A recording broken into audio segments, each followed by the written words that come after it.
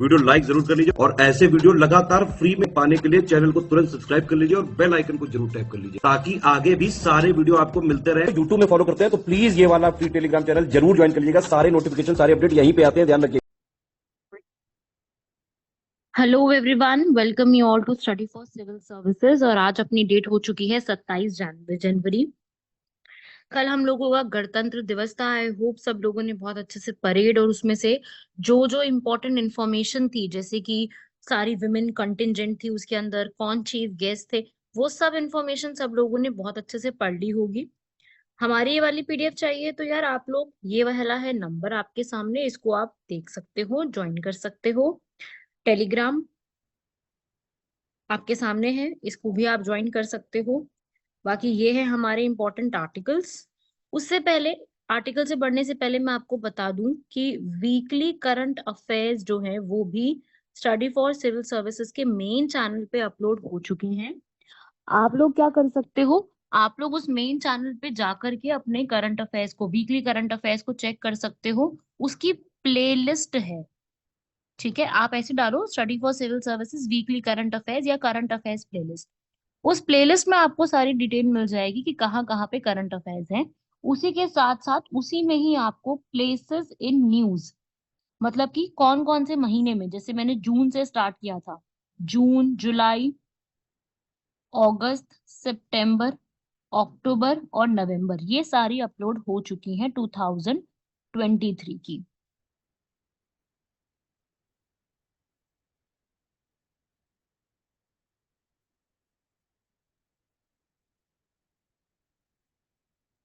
तो आप सभी लोग ये वाली भी जाकर के चेक कर सकते हो, वहां पे सारी की सारी इंफॉर्मेशन मिल जाएगी, ठीक है।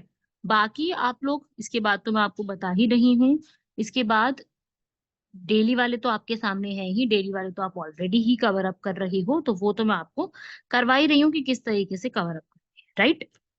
तो देखो भाई, सबसे पहला आर्टिकल है हेल्थ केयर के बारे में। इमरजेंसी हेल्थ केयर, फिर childhood social audit, India Bangladesh, India Uganda, ये दोनों ही हमारे PSIR ऑप्शनल, या आप अगर यूपीएससी CAPF की तैयारी कर रहे हो उसमें खूब काम आएंगे। अब देखो, फर्स्ट वाला जैसे है रिवॉल्यूशनाइजिंग इमरजेंसी हेल्थ केयर में, अभी क्या किया गया है, प्रोजेक्ट भीष्म। अब ये बड़ा बहुत इंपॉर्टेंट हो जाएगा। जब अभी अयोध्या में भगवान श्री राम की प्राण प्रतिष्ठा का समारोह चल रहा था, तो वहां पर प्रोजेक्ट भीष्म को भी स्थापित किया गया है, जिसमें ये देखा जाएगा कि जिन लोगों को यहाँ पर हार्ट अटैक आया है उनकी लाइफ बचाने के लिए ये प्रोजेक्ट भीष्म की शुरुआत की गई है। भीष्म की फुल फॉर्म क्या है? भारत हेल्थ इनिशिएटिव फॉर सहयोग, हित एंड मैत्री, ठीक है। ताकि इंडिया इमरजेंसीज के लिए प्रिपेयर हो सके। इमरजेंसी में सबसे बड़ी इमरजेंसी, किसी को हार्ट अटैक आ गया, क्योंकि इसको उसी समय यहाँ पर चाहिए होगी ना मदद। तो भीष्म जो है वो एक डिजास्टर मैनेजमेंट की तरह से स्टार्ट किया गया है। 200 से ज्यादा कैजुअलिटीज उसमें लिखी गई है, उसमें एक एड क्यूब तैयार किया गया है, मेडिकल सपोर्ट तैयार किया है, साथ में आर्टिफिशियल इंटेलिजेंस भी जोड़ा है। कि आज यार अगर हम आर्टिफिशियल इंटेलिजेंस का इस्तेमाल सही तरीके से नहीं करेंगे तो इसका फायदा ही क्या है फिर, ठीक है। अलग अलग तरीके के इक्विपमेंट्स हैं उसके अंदर। और ये प्रोजेक्ट भीष्म जो है, याद रखिएगा फुल फॉर्म। और दूसरी बात इंपॉर्टेंट जो याद रखनी है कि ये कौन सी इमरजेंसीज के लिए काम में आता है। तो भीष्म सॉफ्टवेयर भी यहाँ पे तैयार किया गया है इमरजेंसी सिनारियो से डील करने के लिए। वाटर प्रूफ लाइट तरीके से इसको पूरा तैयार किया गया है। 12 मिनट में इस पूरे क्यूब को तैयार करके लोगों को जो भी यहाँ पे सपोर्ट चाहिए, चाहे वो एयर ड्रॉप है, ग्राउंड ट्रांसपोर्टेशन है, हर चीज इस क्यूब में की जा सकती है। मतलब आपको हेलीकॉप्टर से कहीं लेकर के आया जा रहा है तो भी आपको यहाँ पर तैयार करवाया जा सकता है। वैसे भी मतलब एक बहुत ही ओवरऑल, एक बहुत ही बढ़िया तरीके का एक पूरा प्रोसेस है, एक तरीके से एक कॉन्सेप्ट है, मैं ये कहूंगी। बहुत बढ़िया एक शुरुआत जो है सरकार द्वारा की गई है। समझ गए भाई? कॉन्सेप्ट समझ में आ गया ना सभी लोगों को? मेन बात है कि आपको कॉन्सेप्ट समझ में आ जाना चाहिए कि ये क्या चीज है और क्या है, ठीक है। अब आते हैं इसके बाद ऐसे ही सेकंड आर्टिकल की तरफ, चाइल्डहुड ब्रिलियंस रिकॉग्नाइज्ड। ये क्या चीज है? अभी यहाँ पर क्योंकि राष्ट्रीय बाल पुरस्कार दिए गए हैं ऐसे बच्चों को जिन्होंने कुछ अलग यहाँ पे किया है। जैसे आपको पता है कि अभी हमारी गणतंत्र दिवस, रिपब्लिक डे भी था, तो उसी के लिए बाल पुरस्कार भी यहाँ पर, प्रधानमंत्री बाल पुरस्कार भी यहाँ पे प्रोवाइड किए गए हैं।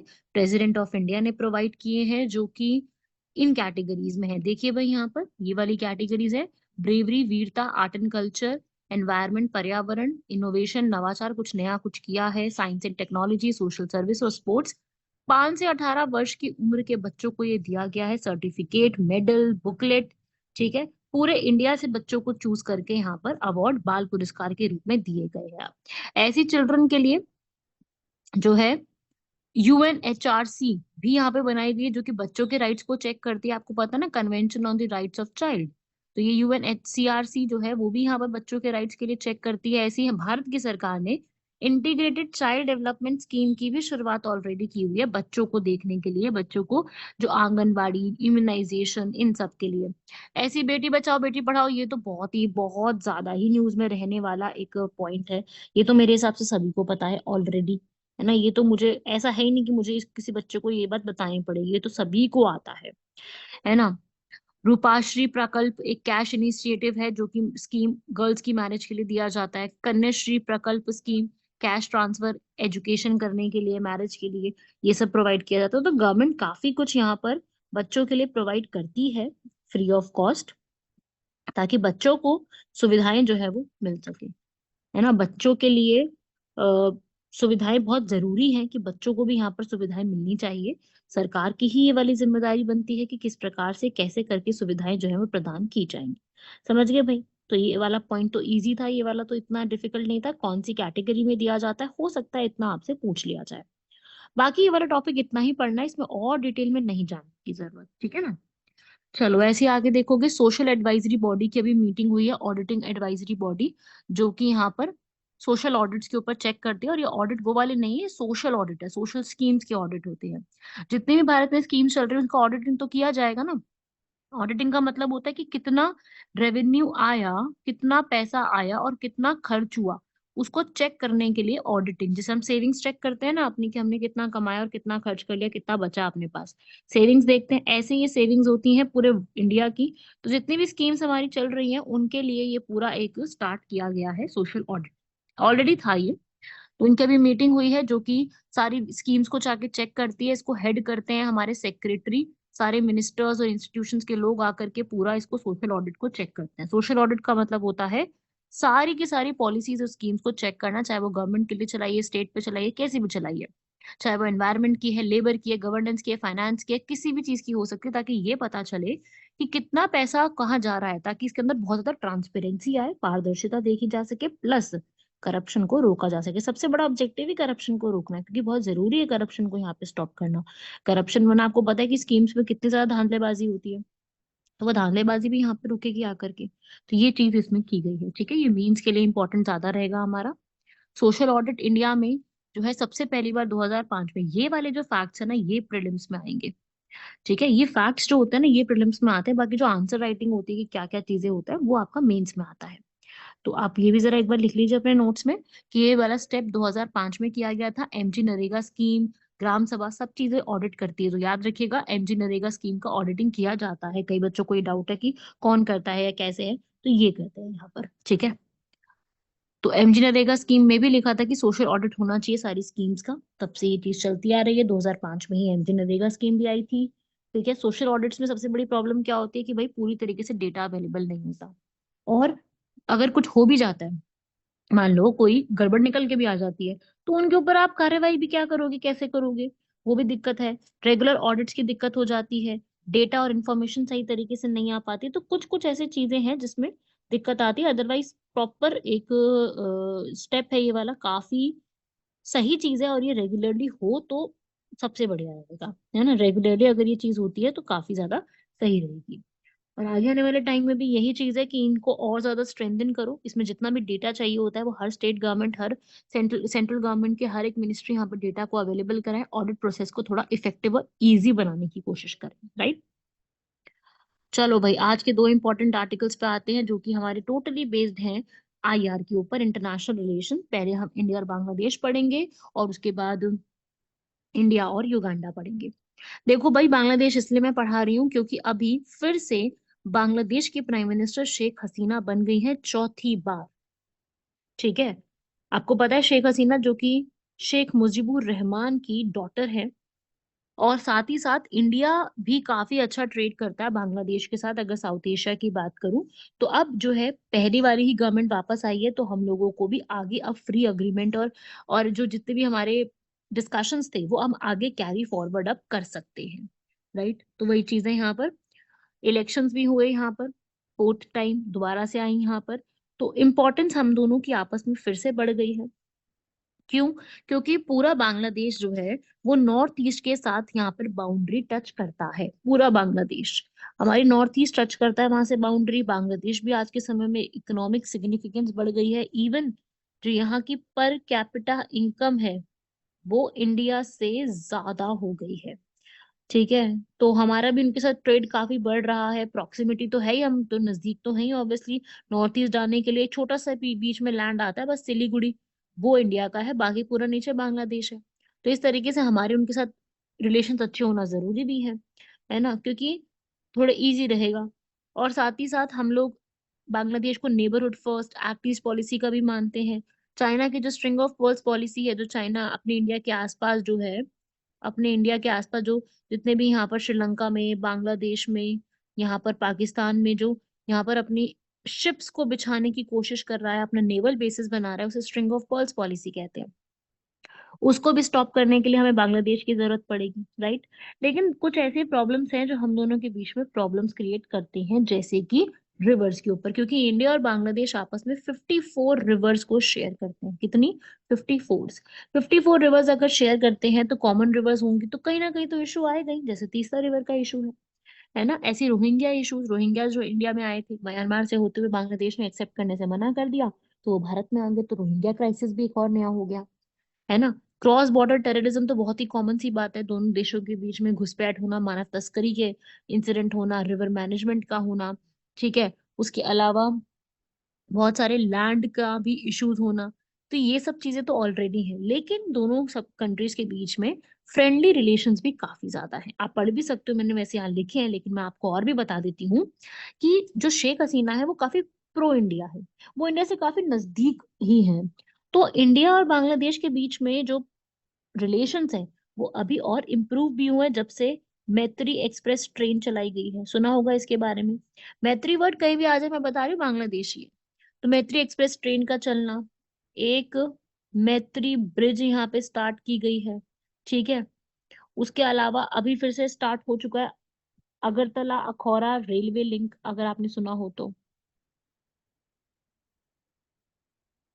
अगरतला और अखौरा से रेलवे लिंक जाएगा, वो भी स्टार्ट हो चुका है। तो काफी सारे इनिशिएटिव्स ऑलरेडी चल रहे हैं इंडिया और बांग्लादेश के बीच में। ठीक है, तो ये जो जितने भी प्रॉब्लम्स हैं वो ये बेटर हो रही हैं, और ये इनिशिएटिव्स और ज्यादा स्टार्ट किए जा रहे हैं। Am I clear to you all? ठीक है, छोटा सा पॉइंट है, बस ये समझने वाली बात है आप लोगों के लिए। ऐसे ही युगांडा भी आ जाएगा। इंडिया और युगांडा जो है वहां पे अभी क्या हुआ है कि अभी हाल फिलहाल में ही 52 ईयर्स के बाद युगांडा के तानाशाह ईदी इमान द्वारा उन्होंने क्या किया, भारतीय समुदायों को युगांडा से निष्कासित करने के लगभग 52 साल बाद राष्ट्रपति योवेरी मुसेवेनी ने उस कदम को एक गलती बोला है, और दशकों से उनकी सेवा के लिए युगांडा में जो भारतीय समुदायों के प्रति आभार है उसको व्यक्त किया। ठीक है, अभी एनएएम का समिट हुआ था कंपाला में। कंपाला डिक्लेरेशन मैंने बताया भी था आपको उसमें, वीकली करंट अफेयर्स में, युगांडा में है। तो वहां पर ये बात जो है वो बताई गई है कि इंडिया की जो कम्युनिटी को हम लोगों ने यहाँ से निष्कासित किया था 52 साल पहले, वो हमारी एक गलती थी। ठीक है, तो वो पहले किया था युगांडा के डिक्टेटर इदी आमीन ने। अभी वहां के प्रेसिडेंट है योवेरी मुसेवेनी, तो उन्होंने इस चीज के लिए एक बोला है। ठीक है, अभी जैसे आपको पता है, मैंने अपनी उसमें भी कवर किया था वीकली करंट अफेयर में, कि 19th एनएएम समिट, गुट निरपेक्ष जो है ना, नॉन अलाइन मूवमेंट, उनका यहाँ पर समिट चल रहा है कंपाला युगांडा में, है ना। तो कंपाला डिक्लेरेशन आई, इसके ऊपर कंपाला डिक्लेरेशन ने ये बोला है कि ये सब कुछ यहाँ पर अडॉप्ट किया है। ठीक है, उसमें बोला है कि भाई अभी यही चलेंगे 2027 तक, कंपाला के पास ही रहेगा, युगांडा के पास चेयरमैनशिप रहेगी। ठीक है, अजरबैजान से इन्होंने लिया है। उसकी जो अभी एक तरीके से थीम जो थी वो थी deepening cooperation for shared global influence, साझा वैश्विक समृद्धि के लिए गहरा सहयोग।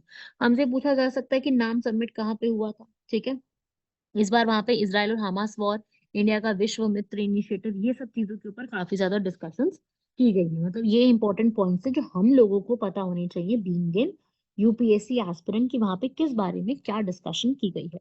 अब आप लोग ये सोचेंगे कि मैम ये इजराइल हमास वॉर तो हम लोगों को पता है, पर हम लोगों को ये विश्वामित्र इनिशिएटिव क्या है ये नहीं पता। तो देखिए, विश्वामित्र जो योजना है वो अ, एक तरीके से योजना भी मैं क्या कहूँ, ये एक इनिशिएटिव ही है। वैसे तो विश्वामित्र के नाम से राजस्थान में भी स्कीम चल रही है, तो आप कंफ्यूज मत होना, ठीक है। वहां पर विधवा मित्र के नाम से भी है, तो आप लोगों को ये पता होना चाहिए कि डिफरेंस है।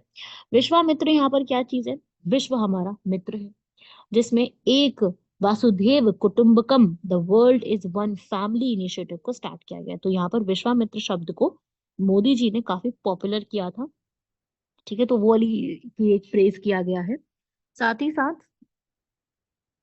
जो है युगांडा में भारतीयों को निष्कासन इसलिए किया गया था क्योंकि युगांडा अच्छे खासा प्रोग्रेसिव कर रहा था, ठीक है। जब तक वहां पे कम पढ़े लिखे ब्रिटिश सैनिक थे, तब तक वो संभाल गवर्नमेंट नहीं संभाल पा रहे थे, ठीक है। तो उस टाइम पे हुआ क्या, उन्होंने कुछ टाइम के लिए एशियंस को, इंडिया और पाकिस्तान जो कि इस युगांडा में आके सेटल हुए थे, उनको वहां से हटा दिया। 80,000 इंडियंस और कुछ पाकिस्तानी कुछ बांग्लादेशी थे, उनको वहां से निकालना शुरू कर दिया और दूसरी कंट्रीज में भेजा, जैसे कि यूके कनाडा वगैरह, यहाँ पे भेजना शुरू कर दिया, ठीक है, कि नई जगह जाके ढूंढो, इस कंट्री में आपकी कोई जगह नहीं है। तो ये चीज था। अब इंडियंस जो है वो उन्होंने युगांडा की इकोनॉमी में काफी कंट्रीब्यूट करा। इसी बात पर जो है वो नाम के समिट में भी बोला गया है कि उन्होंने जो कन्वेंशन सेंटर जहाँ पे ये अभी समिट हो रहा है, वो भी एक इंडियन बिजनेसमैन ने ही बनाया, सुधीर रूपारेलिया ने, ठीक है, जो जिनको यहाँ से जाना पड़ गया। तो बहुत सारे इन्वेस्टमेंट्स में इंडियंस लोग थे, जैसे कि वहाँ पे चीनी का काम, होटल, इस्पात, स्टील होती है जो, उसके लिए था। तो अगर वो वहां से निकल गए इंडियंस, तो उसके लिए हमारे को काफी खेद, और हमारी अर्थव्यवस्था पे भी का प्रभाव पड़ा है। अब उन्होंने ये बोला कि युगांडा की सरकार इस डिसीजन को वापस रिवर्स करते हुए इंडियंस को अलाउ करती है कि वो यहाँ पर आकर अपना सेटल कर सकते हैं, प्रॉपर्टीज खरीद सकते हैं, और ये डिसीजन अब वापस से ले लिया गया है, तो अपनी प्रॉपर्टीज वगैरह वापस लो, ठीक है। तो मिस्टर रुपारेलिया जो है वो भी यहाँ पर, जब सरकार ने उनकी संपत्ति वापस देने का फैसला किया, तो रुपारेलिया भी युगांडा चले गए। तो ये चीज थी, युगांडा के साथ हमारी काफी बड़ी हिस्ट्री रही है इस चीज के ऊपर। आप समझे ये टॉपिक क्या है। तो ये इंडिया की जो कम्युनिटी युगांडा में रहकर रहती थी, वो लोग काफी ज्यादा बिजनेसमैन और काफी इन्वेस्टमेंट में काम करके युगांडा की जो इकोनॉमी है उसको काफी ग्रो करने में हेल्प करते थे। वहाँ का real estate, hotel, agriculture, tourism, banking, सब में काफी करते थे, और काफी इन्वेस्टमेंट इंडिया ने काफी करी है। तो वो चीज है, ठीक है। वहीं मैं अगर आपको नाम की बात करूं, नॉन अलाइन मूवमेंट, जो कि बेलग्रेड यूगोस्लाविया में स्टार्ट की गई थी 1961 में, जो कि इंडिया के first prime minister Jawaharlal Nehru की काफी बड़ी सोच रही थी इसके अंदर। तो इंडिया वहां पे था, और काफी बड़े जो प्रिंसिपल्स थे इसके, पंच प्रिंसिपल्स, उसमें भी इंडिया का काफी सपोर्ट रहा था कि भाई जो वर्ल्ड वॉर सेकेंड हुआ है, उसके बाद यूएसए और यूएसएसआर जो दो पावर्स निकल के आई हैं, उन दो पावर्स में से हम किसके साथ है। तो भाई एक नया ग्रुप बन गया एनएएम, कि हम न्यूट्रल हैं, हम नॉन अलाइंड हैं, हम किसी भी कंट्री के साथ नहीं है। थर्ड वर्ल्ड कंट्रीज निकल के आई थी, जिसकी वजह से जो वेस्ट का इंपीरियलिज्म है, इतना डोमिनेशन है, वो यहाँ पे खत्म करा गया था। तो ये था एनएएम मूवमेंट, जिसकी समिट अब रिसेंटली होते रहते हैं, ठीक है। ऐसे अब लास्ट आर्टिकल भी देख लेते हैं मैरीटाइम सेफ्टी के ऊपर। मैरीटाइम सेफ्टी के लिए अभी एक नई ऐप स्टार्ट की गई है, डिस्ट्रेस अलर्ट ट्रांसमिटर, जो कि 2010 से चल रही है, और इसको अब स्टार्ट वापस से दोबारा किया गया है। दोबारा इसमें और नई चीजें लाई गई हैं, ताकि फिशरमैन, मछुआरों को यहाँ पर मैसेजेस भेजे जा सके। मैं बताती हूँ होता क्या है। जब भी मछुआरे जो है अपनी नाव से जाते हैं, अपना अपना मतलब सी में जाते हैं, समुद्र में उतरते हैं, तब उनको अगर कोई भी समस्या हो जाती है, मान लीजिए उनके साथ कुछ भी डिजास्टर हो गया है, कोई फिश के साथ हो गया है, कोई फ्लड आ गया, सुनामी आ गई, अर्थक्वेक आ गया, लहरें उठ गई है, तो उस समय उनके पास एक सिग्नल जो है वो आता है। वो अपने फोन से एक सिग्नल भेज सकते हैं उस सेंटर के ऊपर, ठीक है। और फिर उससे उस जगह की लोकेशन, वो कहाँ पे है, वो बंदा किसने भेजा है, उसकी लोकेशन क्या है, उसकी नाव कहाँ फंसी हुई है, वो सब कुछ चेक कर लिया जाएगा। तो उसे कहते हैं डिस्ट्रेस अलर्ट ट्रांसमीटर। आप अपने उससे ऐप से फटाफट से एक मैसेज सेंड कर सकते हो, आपकी लोकेशन वगैरह सब कुछ यहाँ पे मिल जाएगी, एक्नॉलेजमेंट मिल जाएगी रियल टाइम। उसे कहते हैं यहाँ पर डिस्ट्रेस अलर्ट ट्रांसमीटर, जो कि इसरो द्वारा स्टार्ट किया गया है। जो इन्फॉर्मेशन डीएटी से मिली होगी डिस्ट्रेस अलर्ट ट्रांसमीटर से, वो मैरीटाइम रिसोर्स को भेजी जाएगी, कोस्ट गार्ड के अंडर है। कोस्ट गार्ड फिर वहां पे जाकर के सर्च एंड रेस्क्यू ऑपरेशन चला के जो भी फिशरमैन होंगे उनको बचाने की पूरी कोशिश करेगी। ठीक है, तो वो पूरा मैसेजेस वगैरह देख सकते हैं, कोई कंट्रोल सेंटर उनको कंट्रोल सेंटर भी मैसेज भेज सकता है फिशरमैन को कि भाई यहाँ पर ये जो है अलर्ट जारी कर रहे हैं, यहाँ पर ये हो सकता है, यहाँ पर ऐसा हो सकता है, तो वो अलर्ट भी उनको जारी कर सकते हैं कि भाई आपको पहले यहाँ पर खराब वेदर है, साइक्लोन आ सकता है, सुनामी आ सकती है, कोई इमरजेंसी हो सकती है, ये वाला फिशिंग जोन हमारा नहीं है, ऐसी चीजें भी होती है। ठीक है, आपको ब्लूटूथ से कनेक्ट करके इस पूरे को चलाना होता है। तो ये वाला सिस्टम मैंने पहले भी एक्सप्लेन किया, ये आप याद रखिएगा। और इस सिस्टम को असल में बोला गया है सागर मित्र के नाम से, क्योंकि सागर मित्र है ना, ये सागर में हमारे को एक सेफ्टी प्रोवाइड कर रहा है, तो ये उसका नाम है। जो मैंने बताया उतना याद रखिएगा, बाकी और कोई इन्फॉर्मेशन इसमें याद रखने की जरूरत नहीं है। ठीक है, इसरो का एक और नया ये अचीवमेंट है, वो भी याद रखिएगा। ठीक है, ये भी हम लोगों से एग्जाम में सीधा सीधा पूछा जाता राइट। तो आप ये सारी फैक्ट्स रीड कर लो, कुछ बड़ी बात नहीं है, इसको यूज करना भी बहुत आसान है। अगर आपके भी कोई भाई बंधु ऐसे हैं जो कि फिशरमैन है, या उनके कोई पेरेंट्स या उनके कोई रिलेटिव वगैरह, तो आप उनको इस ऐप के बारे में जरूर बता दीजिएगा। वैसे तो इसरो ने काफी पॉपुलैरिटी करी है, उनको लैंग्वेज भी वही दी है जो उस रीजनल लैंग्वेज में उनको आती है, कि हर एक को इंग्लिश या हिंदी आती हो, नेसेसरी नहीं है ना। तो वही चीज है इसके अंदर। ठीक है भाई, चलिए अब आते हैं एक डिजीज के ऊपर, वो है नाइमैन पिक डिजीज। ये भी बड़ा न्यूज में चल रहा है, नाइमैन पिक डिजीज। अब ये है क्या और इसके बारे में हमको क्या पता होना चाहिए, वो सब कुछ देख लेते हैं। अब जो जो मैंने आपको आज की क्लास में बताया वो बहुत ही इंपॉर्टेंट है, वो पढ़ लीजिएगा आप लोग। ठीक है, इसको छोड़िएगा नहीं। नाइमैन पिक डिजीज एक स्टोरेज डिजीज होता है, जो कि यहाँ पर हमारे मेटाबॉलिक जो होते हैं ना, हमारी जो डाइजेशन की चीजें होती है उसमें डिसऑर्डर्स में वहां पर एक डिसऑर्डर क्रिएट कर देता है एक तरीके से। ठीक है, तो नाइमैन पिक डिजीज एक इनहेरिटेड मेटाबॉलिक डिसऑर्डर होता है, जहाँ पे एबनॉर्मल तरीके से बॉडी में लिपिड्स ब्रेन स्प्लीन लिवर में लंग्स में यहाँ पर अपने आप बनने शुरू हो जाते हैं, अनवांटेड से चीजें हो जाती है, जिसमें आपको लिवर जो है वो एकदम फूल जाता है, और आई मूवमेंट्स अजीब हो जाती है, मसल्स आपकी खराब होने लगती है, लंग जो लिवर का डिजीज होता है ना वो बहुत ज्यादा सीवियर चला जाता है, और बोलने में बहुत समस्या होती है, स्पीच में काफी डिफिकल्टी आती है। ठीक है, ये जो है यहाँ पर ऐसा बोला गया है कि भाई 2.5 लाख लोगों को इससे ज्यादा समस्याएं हुई हैं, और इसको ट्रीटमेंट इसका भी बहुत ज्यादा मुश्किल है। तो ये डिजीज भी याद रखिएगा, न्यूज में था।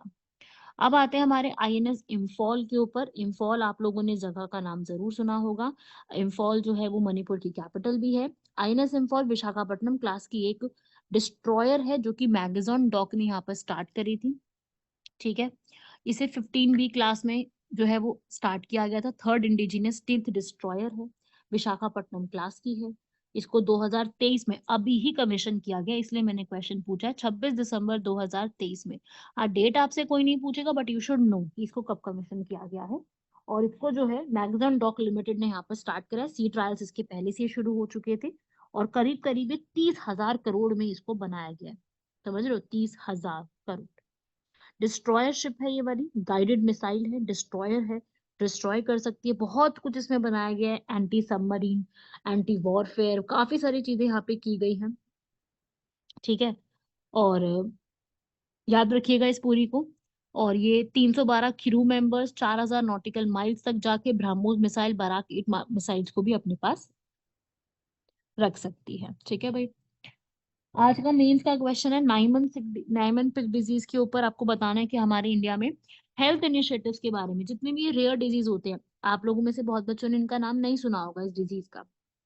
क्यों? क्योंकि ये डिजीज ही कुछ इस टाइप का है। देखिए भाई, कि ये जो हमारा नाइमन सिक डिजीज है, या ऐसे टाइप के जितने भी रेयर डिजीजेस होते हैं, ये रेयर डिजीजेस का क्या हमारे यहाँ पर कंट्रीब्यूशन होता है, इस रेयर डिजीज को हम कैसे स्टॉप कर सकते हैं, इनका क्या इनिशिएटिव्स होने चाहिए, वो है यहाँ पर इंपॉर्टेंट चीज। आपको वही चीज बतानी है कि किस टाइप से हम लोग इस चीज को जो है वो हमें पता होना चाहिए, बेसिक बात ये है। ठीक है भाई, तो इस तरीके से आप लोग लिखिएगा, तैयारी कीजिएगा अपनी। ऐसे ही आप लोगों को अपने नोट्स को कंप्लीट करना है, लिखते जाना है, कोई भी डाउट हो बताइएगा, और वीकली करंट अफेयर्स, वो सारे करंट अफेयर्स को कंप्लीट करते रहिएगा। राइट एवरीवन, मिलते हैं आप सभी लोगों से नेक्स्ट लेक्चर में। तब तक के लिए धन्यवाद, शुक्रिया, जय हिंद।